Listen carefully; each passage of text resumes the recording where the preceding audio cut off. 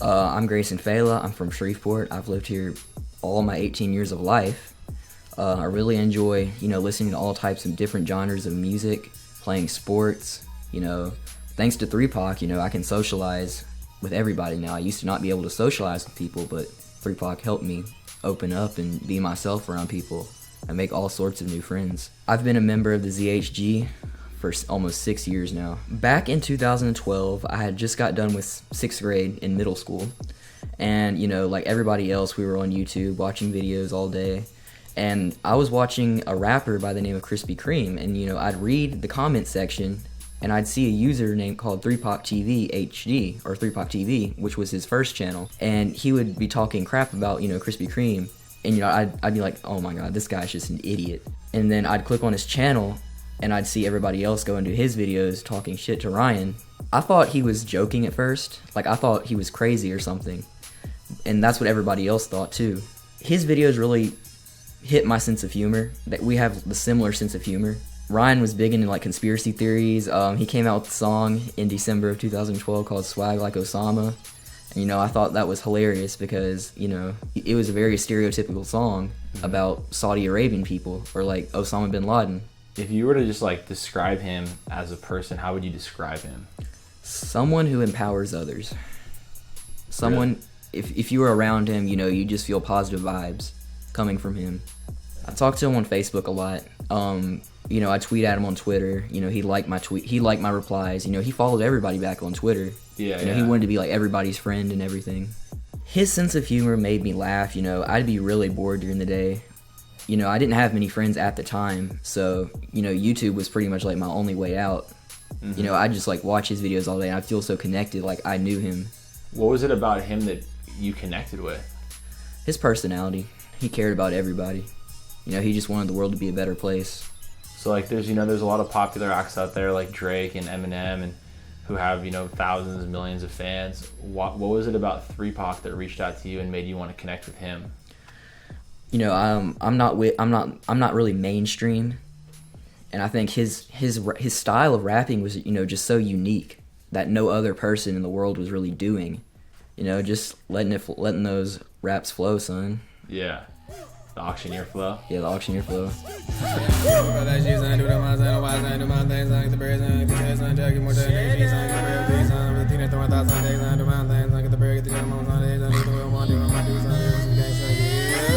Yeah, let's talk a little bit about Zero Hoots. Like what, you knew about him before he even came up with Zero Hoots. I guess what was your first interpretation of Zero Hoots? I do remember in some of his early videos, he'd yell, "I don't give a hoot." I thought it was just a phrase, just some random phrase he'd say. But then I didn't really know the meaning behind it at the time. But as time went on, he started connecting more with his fans, using a positive outlook on the world. And Zero Hoots to me, it just means, empowering others, living life to its fullest every single day. It motivated me to, go hard each day. Nice. Make my life better every day, make other people's lives better every day. I was probably giving hoots in 7th grade. I'd give hoots to other people, and they were giving hoots back to me. But then I just realized just to ignore them, find people who give Zero Hoots. Yeah, it's something that's interesting about Zero Hoots too. A lot of it's about not giving a hoot about what people think about you. Yeah. Or, just being yourself and living your life. Do you have a specific story, for that we could throw in the doc where you were I was doing this happened, I was giving hoots, but then Zero Hoots kind of brought me back to earth and helped me move forward. Well, I will say that Zero Hoots did make me new friends during my freshman year of high school, because I had no idea that other people in this city even knew about 3PAC. Because, he was smaller than other rappers, I thought they would just be listening to mainstream rappers. I made so many friends from 3PAC. Mm-hmm. How do you make friends with 3PAC? I would message him sometimes, and he would encourage me, just to keep going in school. Mm-hmm. He'd just say, ZHG, son. Yeah. And then the other people that knew 3PAC, how did you end up connecting with them? I would mention a song to them that he wrote, like Swag Like Osama, because that was one of our favorites. Mm-hmm. We'd sing Swag Like Osama in Spanish class. And then people would just, it was like a relatable thing. Yeah, it was a relatable thing. Cool. Like we could all just vibe with it. So yeah, one thing that was interesting about Ryan was that he reached out to like a bunch of different people. Like, you know, there was like ghetto people out in Atlanta, like hood people. Also, there were like, you know, frat boys in Santa Barbara. Yeah. So I guess, why do you think he was able to attract such a large audience? I really can't answer that question. Yeah, I think it's interesting what you say about how he helps you like relate to people, and like he helps maybe with some sort of social anxiety and stuff. I've heard that from a lot of people before. Yeah. Do you mind just elaborating on that a little bit? Like, what is it about him that helps you be more social or be more comfortable in social situations? You know, through Pac, you know, he'd go out in public and record his music videos in like very public areas where there's a lot of people, and people would probably stare at him like he's crazy or something, but you know, he didn't give a hoot about it. And that makes you want to kind of go out and just not care either? Yeah, he didn't care what other people thought. Oh yeah, let's talk about how did you, I know you worked with Ryan, you told me yesterday a little bit about it, but like, how did you help him with his art? You know, I'd give feedback. I love giving feedback to other people, you know, telling people how they can improve, and telling things I really like about them and their work. Yeah, what kind of feedback did you give him? You know, I'd give him feedback on his beats and stuff. Like, I really liked his style, and the type of beats that fit the theme of his songs and stuff. Yeah.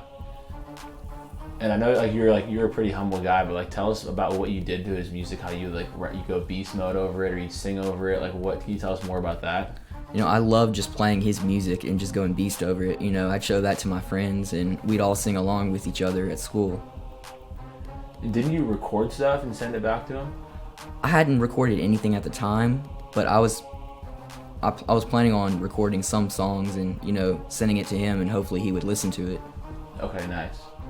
Did you master his tracks or no?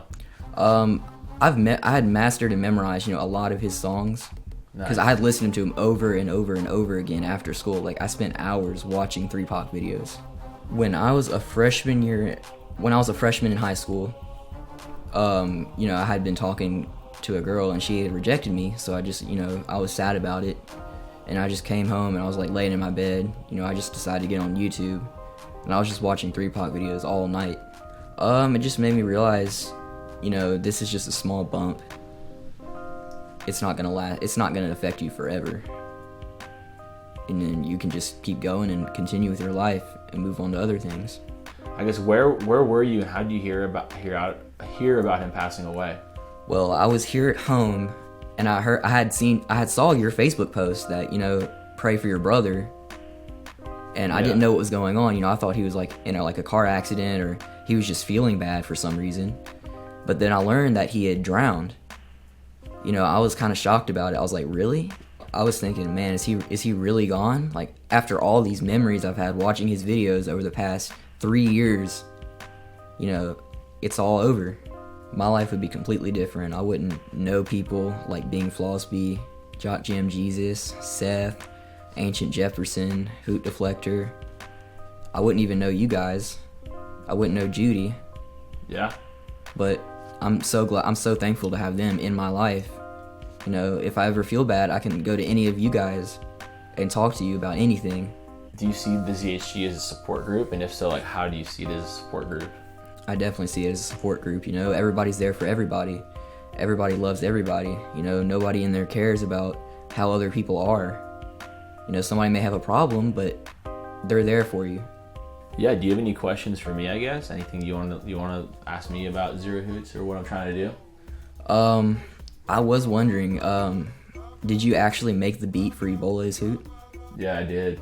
I was wondering, where did you find the Indian sounds? The samples? I think I found it like in Logic. That's awesome. Yeah, that was it was crazy because I sent him that beat a year before he made the song, and he and all of a sudden I see it come up on YouTube, and I was like, oh my gosh, that's like the perfect video for that beat.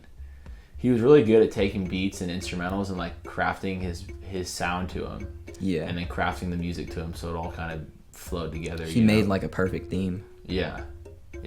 Like that beat, and the theme of Ebola just went together perfectly. Exactly. Yeah. So I made him the beat without even thinking about Ebola, but it just turned into Ebola. Which is funny. I'll never forget the Ebola epidemic. You know, everybody was making YouTube videos. And it was just perfect. Yeah. It was just perfect timing. Yeah. Yeah, he was really good at capturing trends on the internet and like running with it and getting, because he knew everyone was talking about that, and he knew that was viral, so that was good. When the Ebola epidemic came around in like 2014, 3Pac captured the entire thing so well, talking about saving kids in Africa, and he was Jesus, and he was going to save everybody from this epidemic.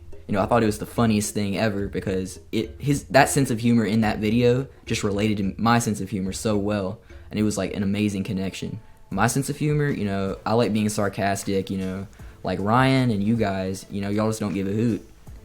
Don't give so many hoots about the bunk shit, son. Straight up, son. Were there ever any 3Pac songs or moments when you're like, whoa, he went too far? He went too far. Not that I know of.